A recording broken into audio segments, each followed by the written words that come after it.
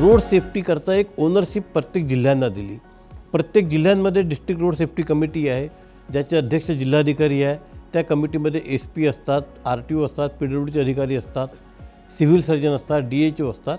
त्यांना लोकल माहिती असते आणि त्यांना कमिटी आहे, पण त्यांना आर्थिक अधिकार नव्हते, म्हणून आपण DPDCमध्ये एक योजना केली।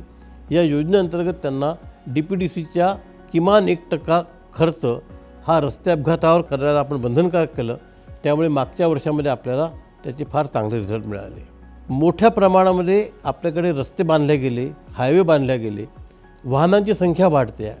आपण तो विचार केला तर वर्ष 2025मध्ये जवळपास 32 लाख वाहन रजिस्टर झाले आणि हाच जर आपला वेग राहिला तर आपल्याला पुढच्या काळामध्ये मानवी पद्धतीने कोणतेही रोड एन्फोर्समेंट करता येणं अशक्य आहे आणि त्या संदर्भामध्ये मान्य सर्वोच्च न्यायालयाचे देखील काही निर्देश आहे।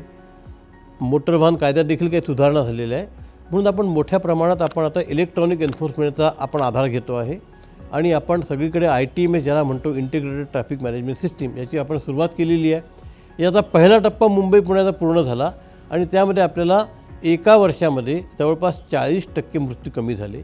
आता अशाच प्रकारे आपण जे मेजर 2200 किलोमीटरचे हायवे आहेत तिथं आपण करतो आहे आणि राज्यातले सर्व ब्लॅक स्पॉटवर देखील आपण या ठिकाणी आता ITMS लावणार आहे।